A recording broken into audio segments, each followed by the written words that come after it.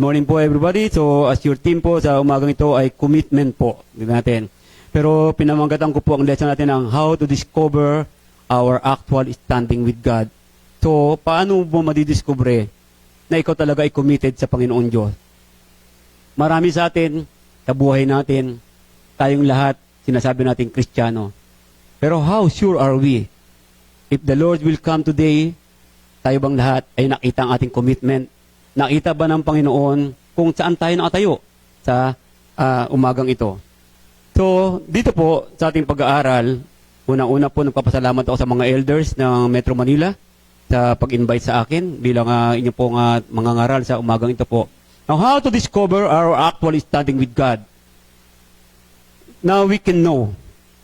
Everybody, we must know that we are really standing in the eyes of God, that we have faith, true faith, katulad ng Bible study kaninang umaga, nung po pinag-aralan ng pananampalataya. So, we can know. In 1 John chapter 5, verse 13, according to the New King James Version, sabi niya, "These things I have written to you who believe in the name of the Son of God, that you may know that you have eternal life, and that you may continue to believe in the name of the Son of God." So, we must know. Alam naman natin lahat di ba? We all know that we have eternal life. But are we sure that all of us will have eternal life in heaven? So gaano tayo kasiguro na sinasabi dito ni John sa 1 John chapter 5 verse 13 na ito. Na sinasabi tayo nananampalataya. Are we really have faith in Jesus Christ our Lord? If we say that we have faith, then we must always be committed. Committed to where? To where? Saan? Committed ba akong umattend lang every Sunday lang? No, commitment is not just on Sunday. It's our everyday life. Tingnan natin. So dito po, sa next scripture natin, Galatians chapter 3, verse 26-27. We all know that we've been baptized in Jesus Christ. We are all sons of God. Alam natin lahat tayo anak ng Panginoon. At sinasabi natin, dahil sa ating pananampalataya natin na sumunod tayo sa Panginoon Diyos. Sabi nga niya, for as many of you as were baptized into Christ, have put on Christ. Pero the question today, this morning, saan ka ba nabautismuhan? So, alam natin na bautismuhan tayo, but are we really sure that we are baptized in our faith? We are baptized talaga. Kasi baptism means it's commitment. When we were baptized, you commit yourself to God. But the problem sometimes, our commitment is nagiging weak. Umihina ang ating commitment. Especially sa mga bagay-bagay na nangyayari sa buhay ng isang tao, sa buhay ng isang Kristiyano. Kung titingnan natin. In Romans chapter 8, we all know. Sabi niya, there is therefore now no condemnation. Yes, we all believe that. Wala nang parusa sa atin. Wala nang parusa sa mga anak ng Panginoon Diyos. Pero, how sure are we ba na tayo hindi naparusahan ng Panginoon? Nagsisikap tayong lahat. Pumunta ng langit. Sabi doon, but sabi niya, who do not walk according to the flesh. Are we sure that we're not walking according to our flesh? Kung titingnan po natin, but according to the Spirit. Ano ba ibig sabihin na sinasabi ni Pablo sa mga taga-Roma? According to the Spirit. Katulad na sinabi ng Panginoon, sabi niya, worship me in Spirit. It means we must have a relationship to God. Spirit means it's a relationship. Relationship means it's commitment. Relationship, we must know that we are really standing in the eyes of God.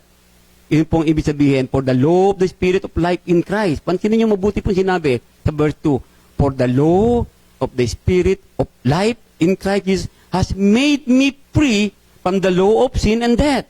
We are free. But we must always continue to commit ourselves and always put in our mind and in our heart that we are really free from this death. So that's why we need to walk and walk not according to the flesh anymore, but according to the Spirit. For if you live according to the flesh, you will die. But if by the Spirit, you put to death the deeds of the body, you will live. So, take note po ninyo. Sabi niya, put to death the deeds of the body. So, ano ba yung mga deeds of the body? Mga gawain ng katawan natin. Nandun po lahat yan. Mamaya makita natin mabuti. For as many as are led by the Spirit of God, these are sons of God. Sabi niya. And then in Hebrews chapter 12, in our commitment, if we are looking to face Jesus Christ our Lord, someday in heaven. Someday when Jesus Christ will come with the mighty angels, we must always examine ourselves. When? Dapat po habang malakas pa tayo, habang tayo po ay buhay pa, habang tayo po ay humihinga pa, habang binibigyan tayo ng pagkakataon ng Panginoon, we must examine ourselves. Sabi niya, looking carefully, sabi niya, tingnan niyo mabuti, lest anyone fall short of the grace of God. So, meaning to say, meron palang malalaglag. Meaning to say, meron pala. Yes. Po, pag wala po yung tunay na commitment natin sa Panginoong Yesus, kapag wala po yung puso natin, kasi po, tinitingnan po ng Panginoon ang puso. Ano pa yung puso? Ang puso po yung buo nating pagkatao. Not just literal heart. Yung puso natin buong pagkatao. Kaya sabi ng Panginoon, di ba, do not conform any longer to the pattern of this world, but be transformed by the renewing of your mind. Mind is heart. Mind is heart for the Lord. Tinitingnan ng Panginoon yun, lest any root of bitterness. See? Bitterness. Ito yung isang bagay na nagiging sani. Kaya tayo nawawala ng commitment Springing up, cause trouble, and by this many become defiled. So nagkakaroon po ng bagay ba sa loob ng kongregasyon? Sa iglesia? Hindi nawawala ito pero dapat mawala ito Dapat mawala yung bitterness na to Dapat to sa buhay ng isang Kristiyano, if we are committed to Christ, we must always be united in faith. We must always have one heart. We must always have one mind, just like Jesus Christ our Lord. Kung titingnan po sa buhay ng isang Kristiyano. Kaya sabi nga natin ni Pablo sa mga taga-Korinto, examine yourself. Examine nyo ba yung sarili ninyo minsan? Kung minsan po ba in-examine ninyo yung mga sarili ninyo? Di ba? So you face mirror, ano ba yung tsura ko? Actually po, ang pag-examine sa Panginoon Diyos, tinitingnan natin, ikaw ba ay nagiging bahagi ng iglesia? Ikaw ba ay nagiging bahagi ng gawain ng iglesia? Are we doing good? Are we not wearing doing good? Hindi ba ako napapagod? Kung titingnan natin, kaya sabi niya, examine yourself as to whether you are in the faith. Yes, I am in the faith. How sure are you still in the faith? Not just by believing. Christian is not just by believing. Christian is a working. It's a working faith. Ang dapat dito. Working faith, we must always, sabi ko nga, binabanggit ko lagi na nagkakaunawaan lagi. Wala yung mga bitterness, dapat andun yung pagbibigayan, pagmamahalan ng tunay. How sure are you go? How do you love your brothers and sisters? Do you really love your brothers and sisters? Diba? Loving brothers and sisters, nandun din po yung pag-correct. Hindi lang lagi yung pagkakampi ka kahit mali na ang kapatid, kakampihan mo pa. No! Ang tunay na pag-ibig po yung pagsawata sa mga kamalian. Lalo na pag minamali na yung banal na kasulatan. Kasi we are committed to the truth. Diba? Sometimes kasi may mga Kristiyano na alam na nilang binaluktot ng salita ng Panginoon, may kumakampi pa. It is wrong. Hindi dapat ganun. Kaya sinasabi ni Pablo, examine yourselves whether you are in the faith. But the problem today, we forgot to examine ourselves. Nakakalimutan po natin. Do we really have Jesus Christ in our Lord? In our life? Totoo ba? Sabi niya, do you not know yourself? That Jesus Christ is in you? This is the problem. We forgot that Jesus is in our heart, in our life. Diba? What type of dugo mo? Anong type ang dugo mo ngayon? Type A, type O, type B, A, type AB, di ba? So, pa sa akin, no. Kaya ko sinasabi, my blood is type C. Type C na. Dugo ni Kristo ang dumadaloy. We must always remember that. The blood of Christ is flowing in our life. If we always remember that, we will continue. Teka, ano ba ginawa ko? Bakit ako nainggit? Tao kasi ako, kaya ako naiinggit. Pero dapat ba ako manatiling naiinggit? So, tingnan natin mabuti. Ang sabi niya, unless indeed you are disqualified. No one in this room want to become disqualified.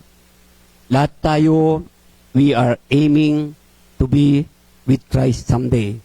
Ayaw natin ma-disqualified. Kaya kung titingnan natin mga kapatid, sabi ni Pablo, but let a man examine himself, and so let him eat of the bread and drink of the cup. For if we will judge ourselves, we will not be judged. Ito yung patungkol sa binabasa natin sa Lord's Supper kuminsan, na binabanggit natin. See, Lord's Supper is not just bread and wine. Lord's Supper is the life of Christ. When we partake it, we must always know ourselves. We must always examine ourselves. Am I really remembering the death of Christ in my life? Yes, Jesus Christ is alive. He is alive forevermore. Pero we must always think how Jesus Christ sacrificed His life for you. How Jesus Christ committed Himself to save each one of us here. And we must always remember that we also die for Christ. We must die. We must die our body so that we must all be alive in spirit. Titinan po natin. Galatians chapter 6 verse 4. Sabi niya, but let each one examine his own work, and then he will have rejoicing in himself alone, and not in another. And in another scripture, 1 John chapter 3 verse 20-21, for if our heart condemn us, or if our heart condemn us, God is greater than our heart and knows all things. Walang nalilihim kay God. Everything is laid bare before in the eyes of God, sabi sa book ng Hebreo. Diba? And darating ang panahon, even your secret things na tinago mo, lalabas po yan. Magginagawa natin kamalian sa buhay natin. Mangyayari po, makikita ng Panginoon yun. Gusto niyo bang sabihan tayo ng Panginoon? Panginoon, teka, napagaling kami ng pangalan. Panginoon, nag-worship ako linggo-linggo. Panginoon, nandito. Sasabihin siya ng Panginoon, depart from me. Ikaw na masama. Gusto ba nating marinig yun? No. We don't want to hear that kind of word from Jesus Christ, our Lord. All we want to hear is, come, blessed. Diba? So yun ang gusto natin mangyari eh. But the problem, we lack commitment. But the problem, we don't know where we are standing in the eyes of God. So we can know where, sabi niya, mga minamahal, kung ang puso natin, sabi niya, does not condemn us. We have confidence toward God. Teka, paano ko ba malalaman na hindi ako na-condemn ng puso ko? We can know. We can know that our heart will not condemn us. The word of the Lord. If we always abide in the truth, if we always abide in Jesus, then alam natin na tayo ay nasa matuwid. Alam natin tayo ay tumutupad sa utusan ng Panginoon Diyos. Then we have confidence toward God. I am confident. Confident ako na darating ako, pupunta ako, makakasama ko ang buong Samar Avenue, Metro Manila Church of Christ doon. Lahat tayo. Confident ako, magkikita-kita tayong lahat doon. But how about yourself? Am I confident? Am I committed? Gaano ka kakumit, kapatid? Gaano may kukumit ang buhay mo? Kapag may problema, wala nang commitment. Diba? Doon sa may Marikina, ang problema po, buhay. Kung titingnan niyo po, kaya ako minsan nawawala ang commitment. Pero ang sabi ko sa kanila, mas malaki ba ang problema nyo kaysa sa Panginoon Diyos? Lumabas nga kayo, tumingala kayo sa alapaap. Nakita nyo ba ang dulo ng alapaap? Nakikita nyo ba ang dulo ng langit? Na nakikita nyo ngayon? Hindi. Ganyang kalaki ang Panginoon Diyos. Tapos hayaan mo, bagsakan ka ng problema sa katawan, sa buhay mo. Sabi ko sa kanila, so huwag natin hayaan mangyari yun. Dapat kahit anong problema sa buhay mo, nandun pa rin ang commitment mo. Kaya sinasabi ni Pablo, in season and out of season, that is commitment. Diba? Sabi nga ng Revelation chapter 2 verse 10, sabi niya, hanggang kamatayan mo, that is commitment.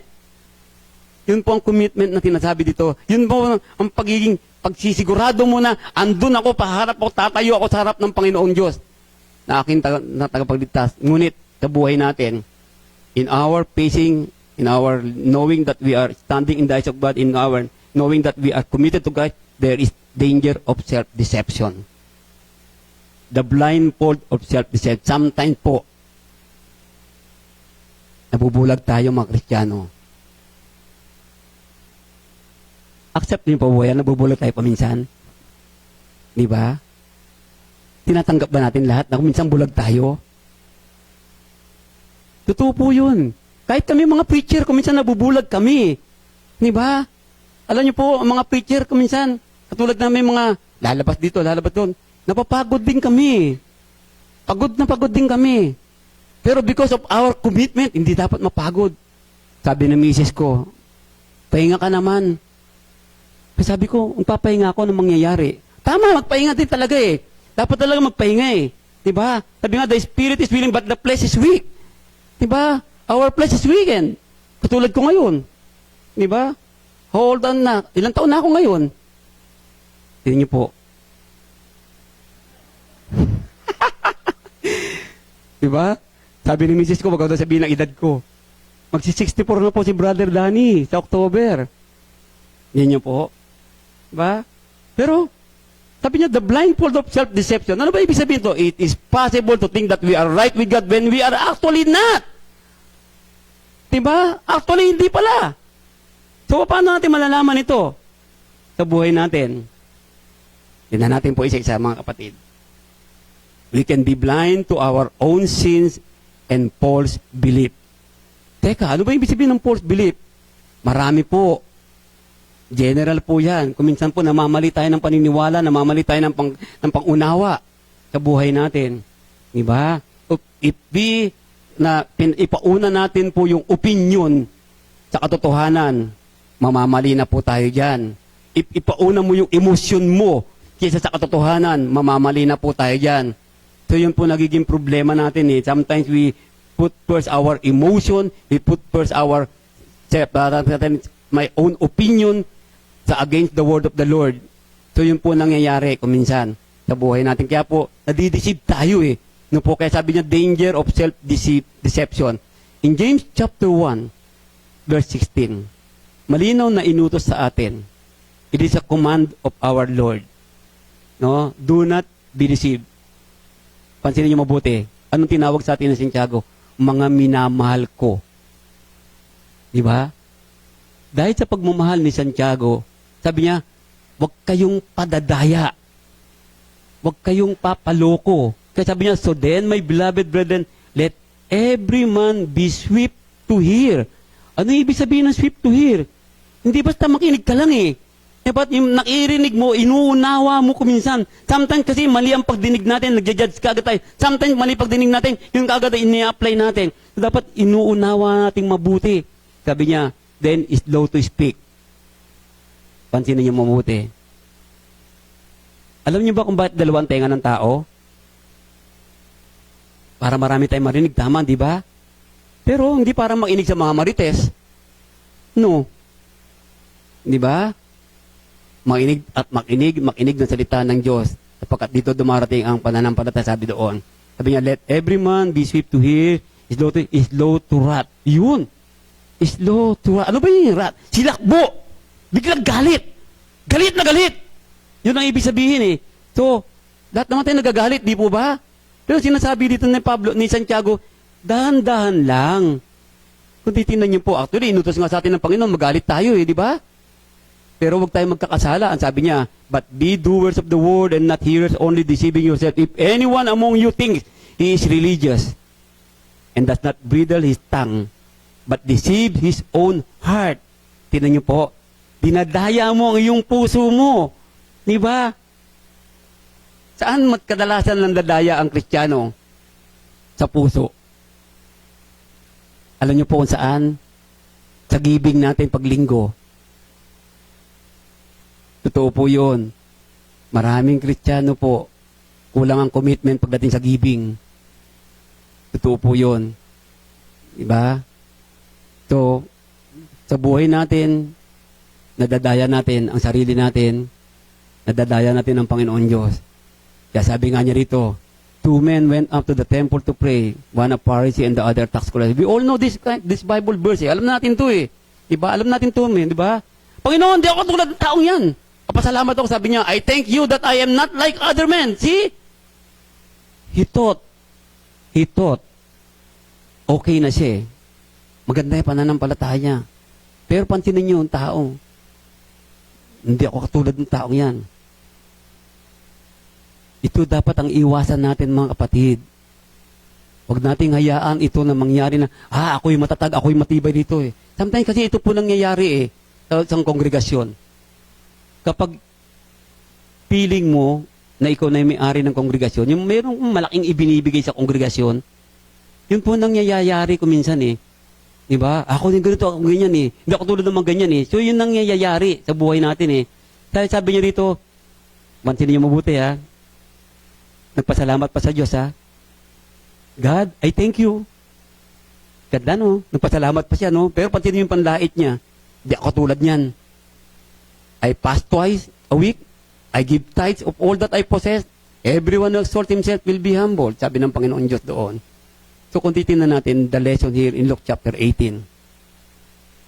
Sa buhay nito, baka nadadaya natin ang buhay natin, sarili natin.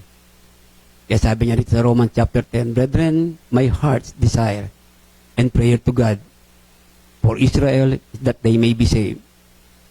Ito po ang desire ko.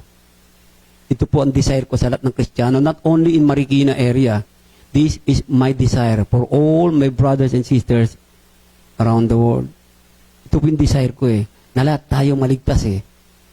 Lahat tayo. Kasi po, papansinin niyo po, sayang ang pagiging Kristiyano natin kung pupunta lang tayo sa impyerno. Diba? Mabuti din sa lugar niyo, malamig. Giniginawa doon kan parting lugar na yon. Punta kayo sa Marikina, mainit. Papawisan kayo. So sabi ko doon sa kanila, mas mainit sa impyerno. Hindi ka papawisan sa impyerno. Diba? So, yun po ang desire po ni Pablo sa mga taga-Roma eh. And it's also my desire. For I bear them witness that they have zeal for God. Pansin niyo po po ito, zeal for God. Zeal is commitment.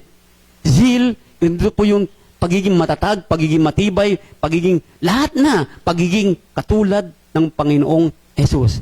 Sabi niya, not according to knowledge, for they being ignorant of God's righteousness. Are we ignorant of God's righteousness? No. It has been revealed to the word of God. All the mystery. No, nireveal na ito ng Panginoon to sa atin lahat eh. Sabi nga doon, and seeking to establish their own righteousness, have not submitted to the righteousness of God. Have not submitted. Dapat po, we must always submit our life, myself, to the Lord. I must. Sa buhay natin po. Kaya kung titingnan natin mga kapatid, sabi niya, because you say, I am rich, have become wealthy, and have need of nothing, and do not know that you are wretched, miserable, poor, blind, and naked. Tinan niyo binitawang salita ni John sa Revelation. Tinan niyo po. Sinasabi ninyo, mayaman naman ako. Naging maayos ang buhay ko. Wala na akong kailangan. Pero tinan niyo po yung dinuktong ng Panginoon John. Di mo ba alam na ikaw ay kaawa-awa, miserable, mahirap, bulag, atubad? Paano sinabi yun? Sa paningin, ito po yung sinasabi ng Panginoon Diyos na nadadaya natin ang ating mga sarili. Na akala mo ikaw ay righteous, akala mo ikaw ay religious, pero kung saan pala, kulang pa pala. Teka muna, paano natin malalaman? Kailan tayo titigil? Lagi bang kulang ang buhay natin? Lagi bang kulang ang paglilingkod natin? Hindi po. Pero dapat yun ang iniisip nating lahat. Kulang pa ito, Panginoon. Di ba? How much blessing we receive from the Lord? Dapat ito yung iniisip natin na kulang pa ito. Kaya kung titignan natin, I counsel to you to buy from me gold refined in the fire that you may be rich and white garments. Sinasabi ng Panginoon doon, that you may be clothed, that the shame of your nakedness may not be revealed, and anoint your eyes with eye salve that you may see. Isang encouragement ng Panginoon Diyos na sinulat ni Juan doon sa Revelation sa island of Patmos. Kung titingnan natin, kaya sa buhay ng Kristiyano, sa buhay nating lahat, dapat po, kapatid, huwag tayong sumuko. Patuloy nating i-commit ang ating buhay. Patuloy ninyong i-commit ang buhay niyo sa salita ng Panginoon Diyos, sa katotohanan. So, kung titignan natin, if we say that we have no sin, dinadaya natin sarili, the truth is not in us, sabi doon. If we confess our sins, He is faithful and just to forgive us our sins and to cleanse us from all unrighteousness. If we say that we have not sinned, ginagawa natin sinungaling ang Panginoon. Diba? Lahat naman tayo nagkakamali, nagkakasala. Pero iba po yung sinasadya. Iba po yung sinasadya. Lahat tayo nagkakamali kuminsan. Pero mga kapatid, may isip tayo. Mga kabataan nandito, may puso kayo, may isip kayo. Alam niyo kung ano yung mali at tama. Huwag nyo nang sadyain pa magkasala. Iwasan na natin lahat yan. Diba? Huwag mo nang sadyain itong mga bagay na ganito sa buhay natin. Katuloy mo i-commit ang buhay mo kay Kristo. Sabi niya, and with all unrighteous deception among those who perish, because they did not receive the love of the truth. Pansinin niyo mabuti po yun. Yung love of the truth. To the truth. Yung sabi ng Panginoon, di ba sabi niya, know the truth. Sabi niya, and the truth will set us free. Dapat po nandun lagi ang katotohanan sa buhay natin and did not receive the love of the truth, that they might be saved. And for this reason, dahil dito, God will send them strong delusion that they should believe the lie. Pansinin niyo mabuti sinabi ni Pablo, hinahayaan pala ng Panginoon na maniwala ka na sa kasinungalingan dahil ito na rin po nawawala sa iyong katotohanan, kaya pinababayaan na ng Panginoon, katigasan ng puso natin, katigasan ng ating mga ulo, pag-iisip natin, kaya, sige, bahala ka. That they all may be condemned who did not believe the truth, but had pleasure in unrighteousness. Alam niyo po, ang katotohanan ko minsan na nagiging problema Nagiging dahilan ito ng division, nagiging dahilan ito ng pagkabahagi, nagiging dahilan ito ng pagkampi-kampi. Kapag ang katotohanan po ay binaluktot ng isa, lalo-lalo na po mga preacher, lalo-lalo po mga ngaral, na katulad ko, pag binaluktot natin ang katotohanan, kapag binaluktot natin, kinipilit natin ito ang tama, which is hindi naman pala, nauuwi po yan sa division. Nasisira ang katawan ni Kristo. Sino masasaktan? Sino maapektuhan? Kawawa po yung mga bata sa pananampalataya. Kaya the preachers, the messenger, the workers of the church must always be committed your life to the truth. Hindi tayo committed kayo dahil may sweldo tayo sa iglesia. No, it's not. That is not a life of a preacher. A life of a preacher must always committed to the truth. Dapat inaaboy po niya yung mangyayari sa congregation. Hindi pwede ito maghiwa-walay. Hindi pwede kung kumampi sa ganito. Dapat as much as possible, ang kakampihan lang ng preacher, ang katotohanan lang. Hindi kapatid dito, hindi kapatid ganyan. Mas mo ganun tayo din mga kapatid. Hindi dapat tayo kakampi kay ganito. Porque siya ay kaibigan ko, porque siya ay kapatid kong preacher, kakampihan na natin. Hindi dapat ganoon. Dapat ang kakampihan natin ang katotohanan lamang, sinasabi ng Panginoon Diyos. Kaya sa buhay natin, dapat we must always committed in the truth. Good and upright is the Lord. Therefore, He teaches sinners in the way. The humble, He guides in justice. Sabi niya, the humble, He guides in justice. And the humble, He teaches His way. Tingnan niyo po, kaya po nagiging tama ang buhay mo kapag nandun po yung humility, kapag nandun po yung commitment mo na gusto kong magpakumbaba, gusto kong ang Panginoon ang laging mataas sa buhay ko, gusto kong Panginoon na isa buhay ko. Naalala niyo yung kantang, di ba? Let the beauty of Jesus be seen in me. Naalala niyo po yung kantang yun? Dapat yun po natin, ina-aspire natin lagi. And all the paths of the Lord are mercy and truth to such as keep. Pansin niyo mabuti, to such as keep His covenant and His testimony. Pinapanatili ito, pinamumuhay ito, mga bagay na ito sinasabi dito. At sabi niya, keep His covenant and His testimony. That is commitment. That is my life. That is our life. Paglilingkod sa ating Panginoon Diyos. And the main question, gusto ba natin malaman ang katotohanan? Di ba gusto natin lahat? Do we know the truth? Tingnan natin po, mga kapatid. In Acts 17:11 and 12, these were more fair-minded than those in Thessalonica, in that they received the word with all readiness, and searched the scripture daily to find out whether these things were so. Ngayon po, handa po ba kayong tanggapin ang salita ng Panginoon Diyos? Handa ba tayo? If we are ready to accept the truth, no matter what the Word of God tells us, masaktan man ako, susundin ko ang Panginoon. Hindi man to ayon sa aking pamumuhay, hindi man to ayon sa aking opinion, susundin ko ang katotohanan sapagkat ang katotohanan ang magliligtas sa akin. Dito ako haharap sa Panginoon Diyos. Dito makita ng Panginoon kung talagang committed ako sa kanyang katotohanan. And committed in the truth is committed your life to Jesus Christ, our Lord. Kaya sabi niya, therefore, as many of them believe, and also not a few of the Greek, prominent women as well as men, sabi doon.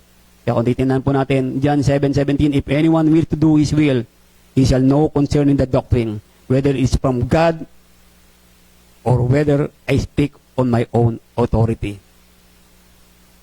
Kapatid, whether from God or from man. Kaya po may Bible tayong lahat. Huwag po tayong papadaya. Huwag kayong matakot sa mga preacher, sa mga messenger. Sinabi ng preacher ganito, huwag kayong matakot doon. Kung mali ang preacher, huwag niyo po. Ito po ang katakutan natin, ang aral ng Panginoon. Ano po? Tingnan natin para po lahat tayo magkakaisa, magkatulong-tulong. Ito po sinabi nito, ano? How to discover our actual standing with God? Yung pa nga stumbling block to self-examination. Unang-una po, Proverbs 18:13. He who answers a matter before he hears it is folly and shame to him. Yun po. Madali tayong sumagot, ano? Diba? Di pa natin narinig katotohanan eh. O nakagad tayo. Ang pinakagad tayo. Tingnan nyo po, prejudice eh. Diba? Tingnan nyo po. See? Yan po mga nagiging hindrances po natin sa pagiging committed natin sa Panginoon Diyos. Hard-headedness. Sabi sa akin ng bata, Brother Danny, matigas naman talaga ulo ko eh. Oo, alam ko matigas ang ulo mo. Sabi, sumagot, sinundan pa niya, hawakan niyo po ulo ko. Oo nga, matigas nga talaga. Diba? Pero ang Kristiyano, matigas ba ulo natin? May kilala kayo matigas ang ulo dito? Yung mga anak nandito yung mga nanay, anak ninyo. Diba? Sasabihin na anak, kunin mo nga to, wait! Anak, kunin mo nga wait! Nakailang wait na. Bakit nag-wait? Anong hawak nung anak? Puro cellphone. Di ba? Cellphone dito, cellphone doon. Committed nga sila, di ba? Committed ang anak ko sa cellphone. Tingnan niyo po. Kristiyano, ganun din tayo matatanda. Mga magulang, pansinin niyo sa pamilya. Pag nasa loob kayo ng bahay. Pansinin niyo pamilya niyo. Anong hawak lahat? Mga anak, mga nanay. Lahat naka-cellphone. Di po ba? Yan ang buhay ngayon, Pansinin niyo po. Nakapansin niyo? Kami ka, pamilya, ng araw ganun ako. Itin ako yung lesson ko. Yung dalawang anak ko sa asawa ko, pa-cellphone din. Maghapon na tayo naka-cellphone, Sabi niyo po, sabi ko, pahinga mo mata mo, anak. Mamaya natulog na. Yan ang buhay. Kaya sabi doon, you stiff-neck and uncircumcised in heart and ears. See? Kuminsan po, matigas ang puso natin, Pinipilit natin ang mga bagay-bagay na mali. Kahit na mali na nga dapat, You always resist the Holy Spirit. Sige po, when we resist the Holy Spirit, we grieve the Holy Spirit. Diba, pinapalungkot natin ang banal na Espiritu. Ang linaw-linaw na utos ng Panginoon yun. Do not grieve the Holy Spirit. Pero ano ginagawa natin? Nilalabag natin ang utos ng Panginoon. We are not committed. Because bakit? Hard-headedness tayo lahat. Ano po? Na binabanggit. Then, trusting in things. Ito, tiwala tayo sa lahat ng bagay. Ano sabi dito ni Job? Let him not trust in futile things, deceiving himself. Tingnan niyo po, marami sa atin titiwala tayo Diba? Yung mga bagay, deceiving himself for futility will be his reward. Ano po? See? And then, kung titignan po natin ulit, sabi ng Panginoon, and He said to them, take heed and beware of covetousness. Teka, sakin ba ako? Am I covetous? For one's life does not consist in the abundance of the things he possesses. Tandaan po natin yan, mga kapatid, Ano man ang yaman mo ngayon, wala kang madadala pag namatay ka. So, kung ano man yung yaman mo, if you are committed to the Lord, use your riches. Pagtulong sa lahat ng tao. Huwag kang mapagod. Sabi ng Panginoon, do not weary in doing good. At ang hindi mawawala ng kabuluhan ang pagtulong mo. Kaya pong may yaman po kayo, itulong na ninyo po. Kung may yaman kayo, may sobra kayong pera, tulong nyo na yan. Dahil hindi mo madadala yung pera mo. Kailanman. Mas mabuti na yun na itulong mo sa tao, sa kapatid mo nangangailangan. Di ba? Yung sinasabi ng Panginoon Diyos. Kasi committed ka eh. Committed your life in helping the poor. Committed your life in helping my brother and sister. Committed my life in helping the congregation where I am. Yun po ang dapat natin sa buhay natin. So less natin lang yung commit sa... Yes, kailangan natin commit sa buhay natin yung mga yaman na ito. Pero dapat po wag puro doon ang utuon natin. Wag puro po yaman ang pansinin mo. Tingnan mo din man yung yaman mo sa langit. Baka nakakalimutan mo na eh. Mayaman ka sa lupa, mayaman ka pala sa... Mahirap ka pa sa langit. Dapat po mas mayaman tayo sa langit kaysa sa lupa. Pinapagyaman tayo ng Panginoon eh. Gusto ng Panginoon yumaman tayo sa lupa. Bakit gusto ng Panginoon yumaman tayong lahat? Kasi gusto ng Panginoon tayong pakatulong. Gusto ng Panginoon matuto tayong gamitin natin ng ating mga yaman sa pagtulong sa tao. Diba? Siguro kung hindi hindi nakakilala kay Brother Danny. Nakita niyo po mga ginagawa namin lagi sa Marikina area. Tingnan niyo po. Hindi kami tumitigil. Diba? Bakit? Sabi nga sa akin, Brother Danny, bakit patuloy mo ginagawa to? Ito kasi ang paraan natin. Sabi ko, para maipakita sa Panginoon ang tunay mong pag-ibig sa kapwa-tao. We are sharing the love of Jesus to them. Even sa mga batang maliliit. Di ba napakasarap na marinig ng bata sa'yo? Salamat po. Di ba? Yung mayroong nakakotse ka dyan, titino mo, may makita kang dadaanan ka ng pamilya na nasa kariton. Diba, minsan di natin tinitigilan. Tigilan mo sandali. Magbigay ka something. So, di mo na kailangan ka mag-picture pa doon. Daanan mo, tingnan mo. Kayo po ba nandito po? Marami po bang inakita sa kalsada? Itulungan po natin lahat yun. Mga nakita natin. Diba? Kawawa naman po sila. Kahit paanong purpose na tanggapin nila ito. Basta, ang purpose mo is to help them. Ang purpose mo ito makita itong buhay mo na ikaw ay committed sa pag-ibig mo sa Panginoon Diyos. Kaya sabi nga po niya, for if anyone thinks himself to be something, when he's nothing, dinadaya mo lang ay yung sarili mo. Why? Pride and ego. Pride. Yung pride nating lahat eh. Diba? So yun ang nagiging dahilan eh. Sa buhay natin. Pansin nyo pa sinabi dito, let no one deceive himself if anyone among you seems to be wise in this age. Let him become a fool that he may become wise.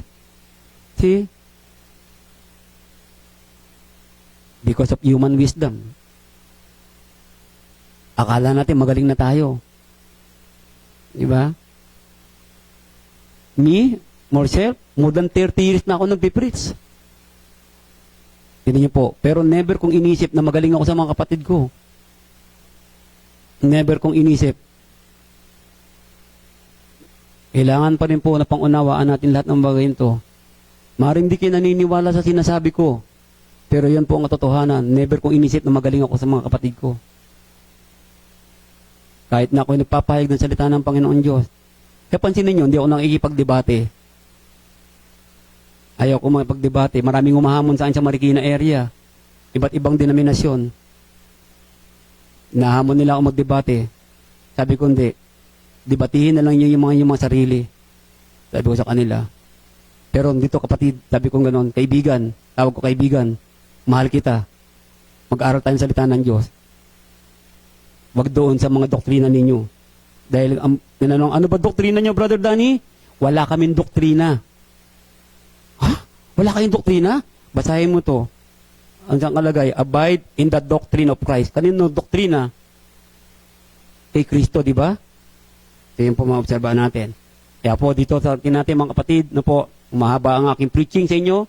Dahil po, kanina nilalamig ako doon. Dito na mainit na rito. Beware lest any cheat you through philosophy and empty deceit. According to the tradition of men, according to the basic principles of the word, and not according to Christ. Pansinin niyo mabuti ha, not according to Christ. Ito po, anything that not according to the word of God is not according to Christ. Sinasabi doon. Kaya kung titingnan natin, no, loving darkness. We all love darkness eh. Ito po, kung titingnan natin, kadiliman. And this is the condemnation that the light has come into the world and men love darkness rather than light. Are Christian today, the Church of Christ, love darkness? No. Church of Christ must always stay on the light. Because we are the light of this world. Tayo ang liwanag. Sabi niya, for everyone practicing evil hates the light and does not come to the light. Nagpa-practice pa rin ng galit, lest his deeds should be exposed. Pansinin niyo mabuti ha, ang gawain niya dapat ma-expose. Dapat po ma-expose ang ginagawa. Yan po sinabi ng Panginoong Isa sa John chapter 3. Kaya po recognize the sin in others but ignores own. Madalas to eh. Tanggalin mo yung muta mo pero ikaw pala meron. Diba? Nare-recognize natin na mali ng ibang tao pero kasalanan mo hindi. Yung sasabihin ko, ikaw. Tuturo sa iyo, ikaw, ito. Tuturo ka pa ng ganoon. Pero isang katutak din pala ang kasalanan mo. Bibigyan natin. Kaya sabi dito, compare self those who are sinners, shift blame, assume virtue by association. Pansinin niyo mabuti. Ito po nangyayari po sa mga division, sa kongregasyon. Nangyayari po ito eh. No? Biniblame sinisip yung blame sa iba. Paraan. Hindi sila kasi may kasalanan eh. Kaya kami naghiwalay eh. Tapos, tignan mo, ina-assume nila yung kanilang kabaitan sa pagsasama-sama. Yung pong kampi-kampi na tinasabi ko kanina pa. Diba? So, isang bagay, tandaan yung mga kapatid, tandaan nating lahat. Huwag tayo mag-commit sa kapatid. Mag-commit lang tayo sa Panginoon Diyos. Huwag tayo mag-commit kanino, kundi mag-commit tayo sa Panginoon. Sama-sama tayo mag-commit sa Panginoon. Huwag tayo mag-commit sa tao. Huwag kang mag-commit sa iyong buhay, sa iyong isip, kundi i-commit mo ang lahat-lahat sa Panginoon Diyos. Sapagkat ang buhay ng isang Kristiyano ngayon ay ang Panginoong Yesus. Yan ang buhay mo. Yan ang buhay nating lahat. If you always think about that, if you always work for that, then all of us, tinan niyo po, walang malalaglag sa ating. Lahat tayo, maghahawak-hawak kamay, kakanta tayo. Kaawit tayo sa pili ng Panginoon Diyos. Kaya po, refining sin, righteousness, or truth relative to our carnal desires, that is evidence of dishonesty. No po, na binabanggit doon. And arguing against the Scripture, yung binabanggit ko nila, nagkipag-argue tayo lagi sa Scripture.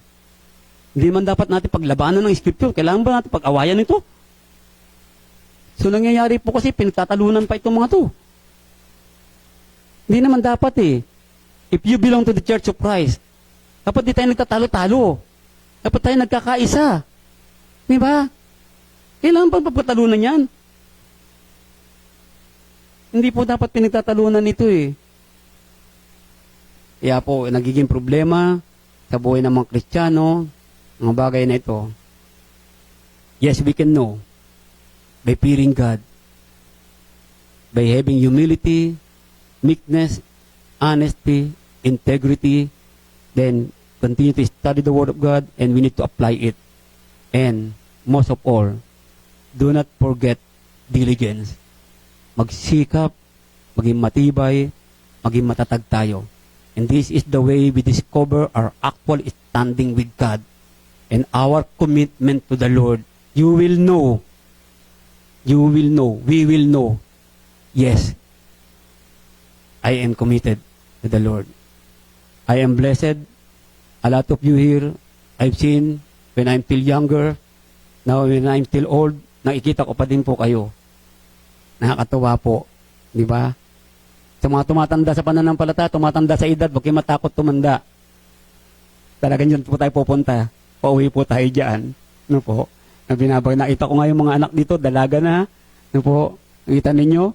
See? Nakakatuwa. No? Masaya. Pero dito po sa buhay natin, commitment is not age. Commitment is life. We must always have life. Be honest with yourself. Trust and submit to God. Repent. Confess any sin of your life. Any sin na meron ka ngayon, confess mo, baguhin na natin ang buhay natin. Huwag mong ipilit na tama ka. Tandaan mo yon. Ang tama, ang Panginoon. Huwag mong ipilit ang iyong sarili.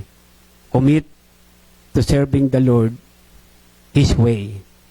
Allow the will of God in your life. only the will of God, not your will. Thy will be done sa buhay natin. Kaya po, sa ating pagtatapos, do we really want the truth? If you really want the truth, you will commit, you will make sure you're standing in the eyes of God. Salamat po sa inyo lahat. Tayo po magpasalamat.